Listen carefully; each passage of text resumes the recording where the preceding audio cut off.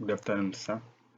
My name is Mayanja Pius, and I'm here to discuss two subtopics in cache memory. One is mapping functions, and the other is replacement algorithms. So, here we are discussing two memories in a memory hierarchy. One is the cache memory, and the other is main memory.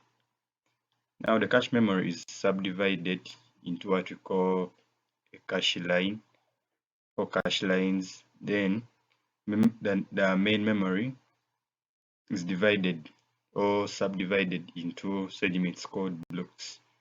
And during mapping, each block is mapped onto a cache line using different algorithms, and those algorithms are direct associative and set associative techniques used to map or transfer data from main memory to cache memory. So the first technique is the direct mapping technique. In this technique, the physical address or the memory address is subdivided into three segments. One is the word or the data located in that segment in cache line. Then the other is the line part here, which indicates 14 bits, the diagram. So the line just indicates which line in cache memory that word is attached to. Then the tag just distinguishes different words on the same line. So that's basically direct mapping. This technique is so strict that each word goes on a specific line in cache memory, and has a disadvantage that if the line is full, then some of the words on that line are replaced, as we're going to see on the replacement algorithms. So each block is mapped directly into a specific line in cache memory. Then the next technique is associative mapping. Here, the only difference between associative and direct mapping is that the whole segment containing the tag and line part in associative is just indicated by a tag. This is an advantage because, unlike in direct mapping, any word from main memory can be mapped on any of the lines as long as it has a tag distinguishing it from other words. So this technique has a disadvantage that when the CPU generates an address, each tag is compared with the CPU address to get a hit or a match, and that data is retrieved. So here, this technique, that's its advantage. It requires comparing devices to compare each tag with the tag of the CPU address.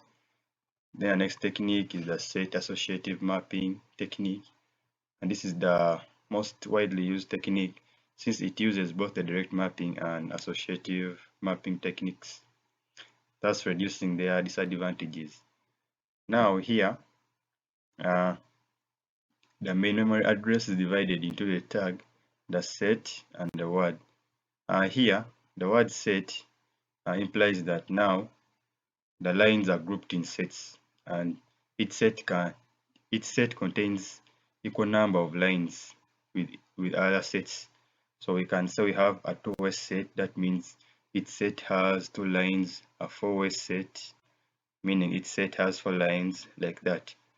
This mapping technique has an advantage that any block can be mapped onto any cache line in a set as long as it belongs to that set.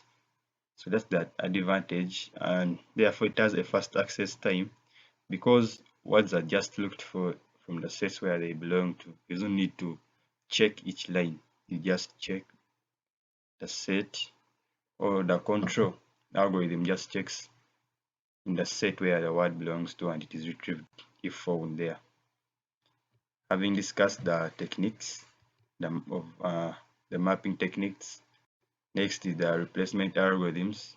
The word replacement means in conditions where I have misses and the word is not found in cache memory, so there is a need to transfer the required word from main memory and transfer it to cache memory, and just a copy is simply kept in cache memory.